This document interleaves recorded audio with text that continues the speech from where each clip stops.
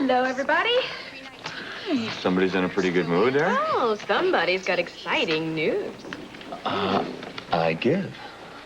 Guess who was offered a fellowship in emergency medicine at San Francisco Medical Center?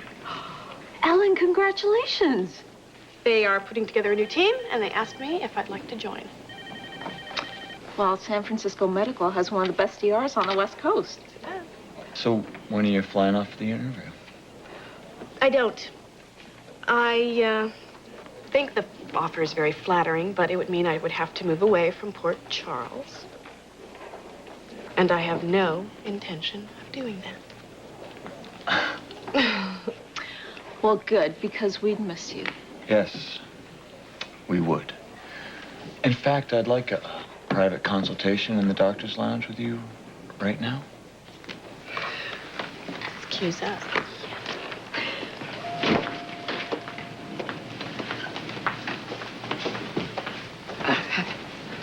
Oh, good morning, Karen. Mary, what are you doing here? I'm working my shift. I didn't expect you back so soon. Well, I can't stay cooped up in my apartment forever. Excuse me. Oh, by the way, thank you for that card you sent me. It really meant a lot to me. Well, I was very fond of Victor.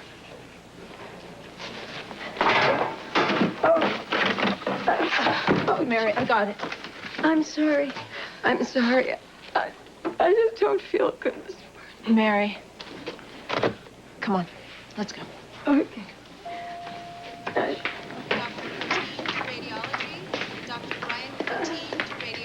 Dr. Ramsey. Dr. Locke. I was just headed down to the cafeteria for a cup of that mud they call coffee. Care to join me? Boy, as tempting as that is, I'm going to have to pass. Have a meeting with Monica Quartermain. My final interview today. Ah, yes, the staff psychiatrist position you've determined to land. Yeah, you're right, I am. In fact, I think I can make Port Charles my permanent home. Oh, excuse me, Dr. Locke, are you ready? Always. Catch you later for that cup of mud. You got it? Dr. Brian Bosma to vascular surgery. Dr. Brian Bosma to vascular surgery. You woke up early, huh? Yeah, I couldn't sleep. Dreams of Victor? I close my eyes, I see his face. I open my eyes, I see his face. Dr. Rachel Locke, Julie's therapist. I thought I'd do a little research and make sure that Dr. Locke's credentials check out. Why wouldn't they? I'm not sure what it is, but my instincts tell me that something about Dr. Locke just isn't right. For instance? For instance, her blindly taking on Julie's case. She's hardly spent any time with her, but she's determined to get her released from Ferncliff. Yeah, that is strange. I don't know what it is, but my gut tells me that Dr. Locke could be more of a detriment than an asset for Julie Devlin.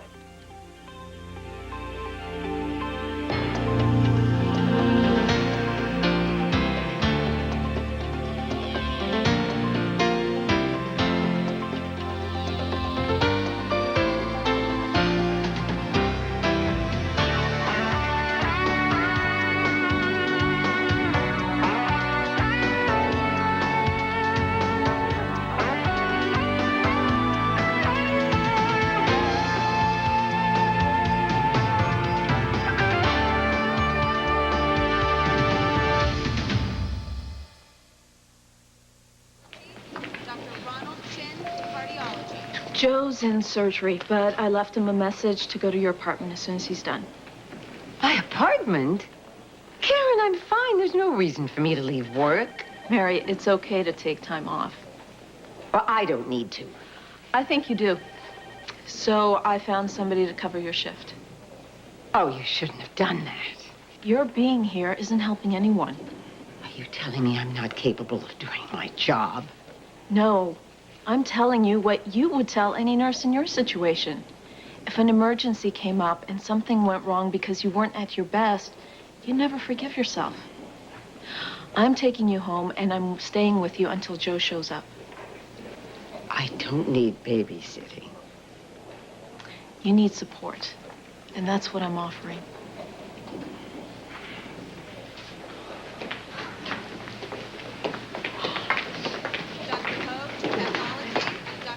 So, you don't think we're going to end up on a video at the nurses' ball next year, do you? Bite your tongue. Well, I'd rather kiss you again. So would I.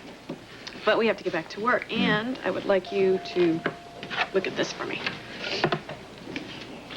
So, you going to tell me how you really feel about that job offer? You have to ask after that little consultation we just had. Come on, I'm serious. This is the second prestigious hospital that's pursued you. And the second refusal I've given. Well, you were really psyched when San Diego wanted you. I mean, are you sure you want to turn down this offer, too? Oh, it's a fantastic offer. And if we weren't together, I might consider it, but we are together, and that takes priority. I'd be lying if I said I didn't love hearing that. Matt, you know, we're finally on to something here, and why would I mess that up? Well, what if I said that I would go with you? Would that make a difference? You consider relocating to be with me? I love you. I love you too, Matt. But I'm not going to let you do something like that. In fact, I'm going to call San Francisco Medical Center. I'm going to tell them that this physician is not for hire. And then I'm going to go down to Kevin's and see how he's doing. Because that's what life's all about. It's not about the big salary. It's not about the fancy initials on the end of your name tag. It's friends. It's family. It's love. Yeah. Dr. Pangra, 5542. Dr. Penny Pangra, 5542. There are a few formalities to be ironed out, but as far as I'm concerned, welcome to General Hospital. Well, the pleasure's mine. Your background is very impressive, especially the part of where you've worked with troubled children. Well, it's a passion of mine, and I really hope to continue some of those programs that I started at other places.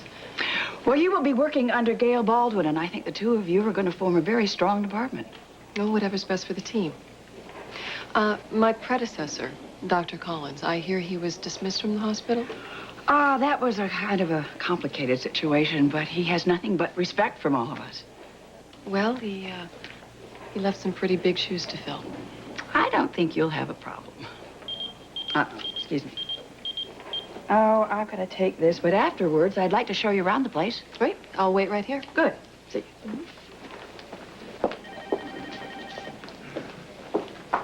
So, what's the verdict? Well, show me to the staff lockers, Doctor, would you? Because I think my name is on one of them. Congratulations. Welcome aboard. Thanks. Hey, you know, are you sure you're not spending all your time on one of those girly websites? Hardly. Dr. Locke's bio is about as unnaughty as it gets. Really? No dirt? Her reputation is flawless. She's made enormous strides in her work with disturbed children. Her programs for victims of spousal abuse are exemplary. Well, then, she's got my vote for president. Tell me about it. I also read some of the articles she's written. She's pretty impressive. So where does that leave your investigation, detective? Oh, Julie should be in excellent hands. But you don't think so? You know, there's only two kinds of doctors. The accomplished ones and the ones who misuse their authority. Which category Dr. Locke falls under remains to be seen, but if she's in the latter, she could do some serious damage to Julie. Are you absolutely sure in this perfectly clean data there is not one tiny smudge? Well, there was one minor incident. Aha. She accused another doctor of inappropriate and unprofessional behavior toward his patients. Oh, what happened? He lost his job. I wonder what his side of the story is.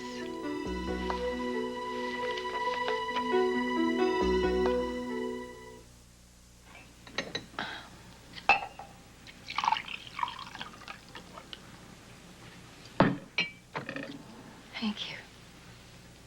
What? How can you be so nice to me? After I've treated you the way I have. I have been so hard on you, Karen. Never giving you the benefit of the doubt. You were being protective of Joe.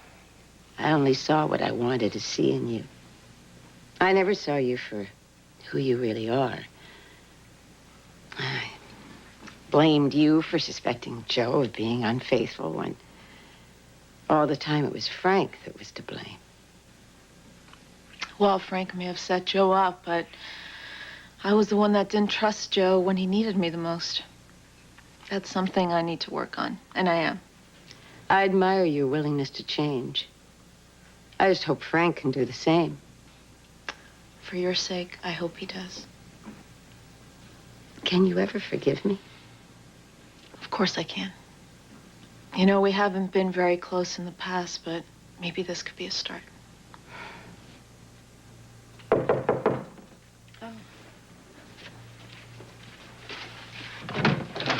I got as fast as I could. Is my mom okay? Mom! Hi, sweetheart. No, I'm fine. I'm fine. I'm afraid I went back to work a little too soon. Well, I told you you shouldn't go in today. I know, but Karen was kind enough to bring me home. What's going on? I have been so wrong, Joe. My behavior toward Karen has been unforgivable. But somehow she's found it in her heart to accept my apology. No, it's okay. No, I owe you one, too. You have loved Karen. Well, I didn't make it easy for you. But one thing I've learned, and that is life is very short. Don't waste one moment not being with the person you love.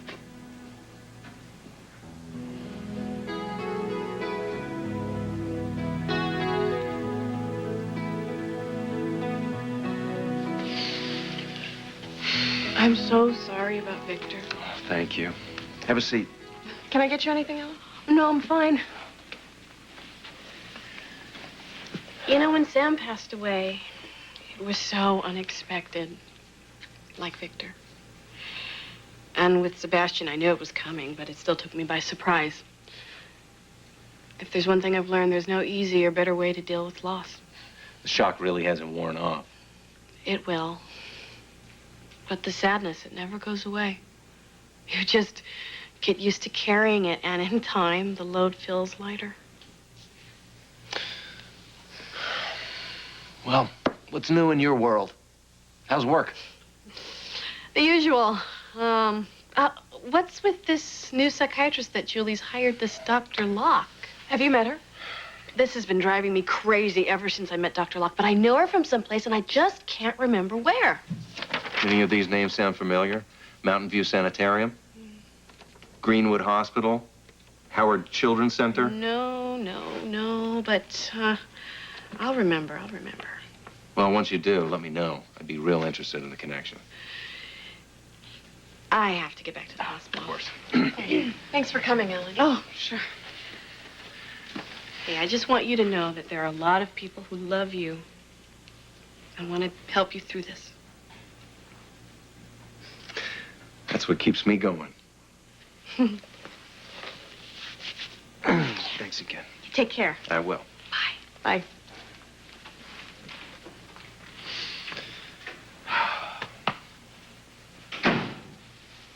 Interesting, isn't it? Ellen having such a strange reaction to Dr. Locke. Very. So, Dr. Locke, what's your real agenda?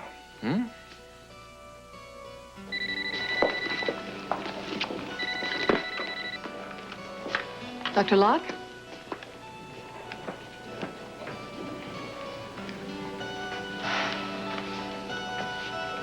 She turned down the job offer?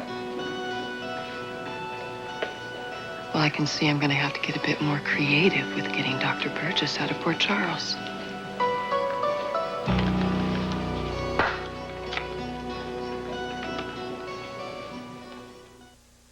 A love reawakens. We can get through anything, Christian. We belong together, now and always. You love Jessica the same way I love Christian. To discover betrayal. You slept with her, didn't you? I don't want to ever see you again. Where will the heart lead? I need you to love me, Will. One Life to Live, your great summer escape.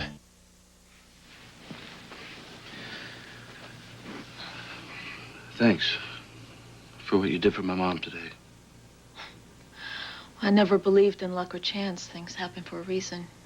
I was right where I was supposed to be today. You deserve that apology from her. Well, it felt good to hear. But your mom judging me was no different than what I did to you. Frank messed with your head. I shouldn't have been fooled. Well, who's not guilty of rushing to judgment? Hmm? I mean, when Victor left, I jumped to the conclusion that he bailed out on my mom. But he was dying, and he went off to find a miracle so he could live and be with her. Seems like yesterday they were planning their wedding. Now we're planning a wake. Has Mary mentioned what type of service she wants? Something simple. She's coordinating it with Kevin. Okay, well, we know she'll want Audrey, Lee, and Gail. I'm sure Kevin has his list of people. What about food and a place?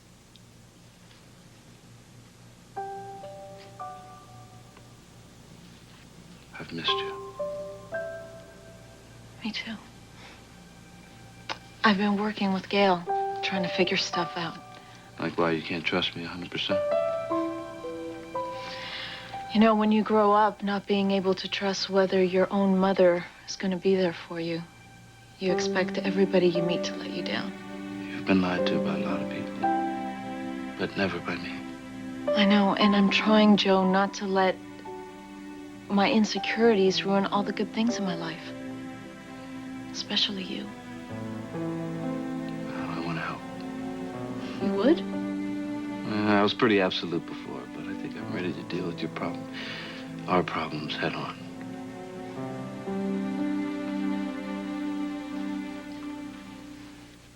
Well, that's, interesting. Politely put. Wow. It's Victor. Yes, it is Victor, isn't it? Let's see who it's from here. Oh, well, it's from his birdwatching club. Oh. Who knew? Victor Collins, a man who brightened every meeting. May you fly free as the hawk. Well, this one definitely would have been his favorite. Definitely. That's fantastic. You know, Victor loved that bird watching group. Yeah. But then every time he found a hobby, he would just jump in heart and soul. Mm-hmm. And then he couldn't wait to share all of his new discoveries with anyone who would listen. What? Oh, I was just remembering that welcome, welcome, welcome dance that he did for me when I first moved in here. Do you remember that? Yeah. It was so silly. Oh, God, it made me laugh so hard. It made me forget how nervous I was that day. Oh. That was Victor. Yeah. Never afraid to look foolish if it meant making someone else feel better. Mm. He did have a knack for showing up at the wrong time, though, didn't he? Yeah. Especially when we were about to, well, when we were kissing and stuff. He'd just magically appear. And then he'd disappear. And then And he'd then he'd say, say, oops, "Oops." oh, I'm sorry. And he'd put his hand up above his eyes and walk out of the room. And it was so He's not cute. even here, and he's still making us smile. Yeah. I don't know what I would have done without you. You never have to find out.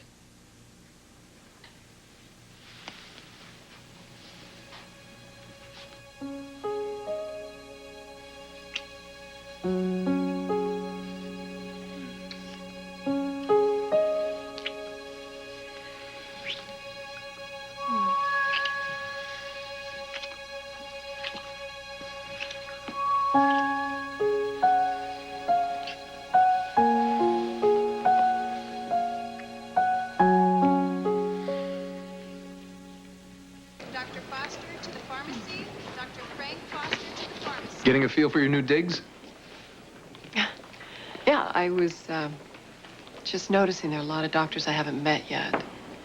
Eve Lambert, Joe Scanlon, and then, of course, there's Dr. Burgess. Ah, yes, your new best friend. Hardly. After that rousing kill him with kindness speech you gave to me about her, I figured you two would be sharing a decaf cappuccino by now. You really don't like Burgess, do you? I never said that. Well, you've made some cryptic remarks about her. I don't remember saying anything about Dr. Burgess. You found it amusing that she would preach about morals. Must have been the champagne talking. Come on, Ramsey. Tell me the story between you and Burgess. Well, how come you're so sure there is one? I'm a psychiatrist, remember? Okay. And as a psychiatrist, why does this interest you so much? Just making small talk. I was up for the Quartermain Award last year, and Dr. Burgess and Dr. Harmon made sure I didn't get it. Almost cost me my job in the process. No biggie.